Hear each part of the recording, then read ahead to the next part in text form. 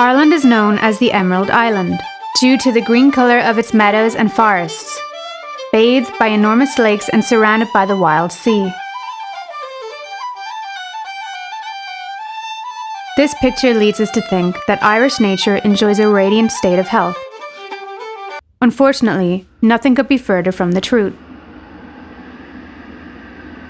The Irish state declared a biodiversity loss emergency in 2019. In this context of emergency, something meaningful happened. A representation of Irish society came together to form the Citizens' Assembly on Biodiversity Loss. In March 2023, the Assembly published a detailed report on Ireland's biodiversity and their recommendations to revert the situation. And these were the results. Native forests almost no longer exist, representing only 2% of the country. Most of the landscape is agricultural or cultivated forest, which drastically decreases biodiversity. 1 in 4 birds is in danger of extinction. Even protected species are declining in population. Most of the agricultural land is in very poor condition, contaminated by nitrates and phosphates.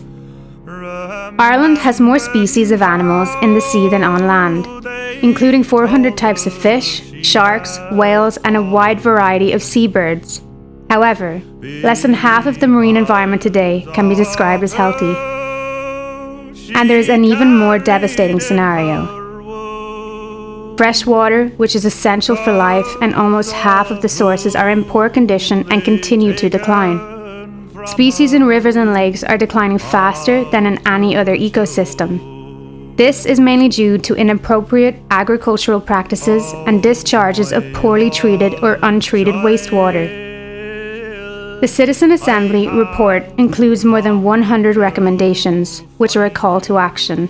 It is urgent that politicians and policymakers take bold decisions to protect, conserve, and restore the natural environment.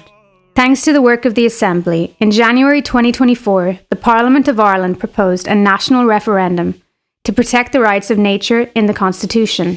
Ireland could become the first European country to recognise in its constitution that ecosystems, like humans and corporations, have legal rights.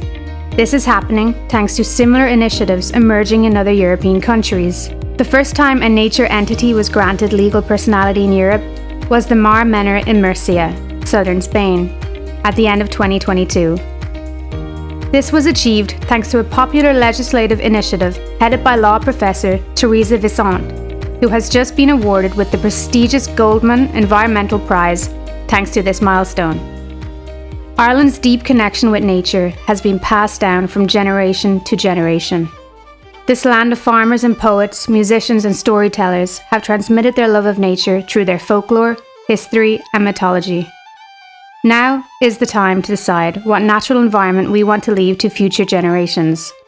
Let us all collaborate so that Ireland once again becomes synonymous with nature and that its emerald colour and seas full of animals do not become another legend.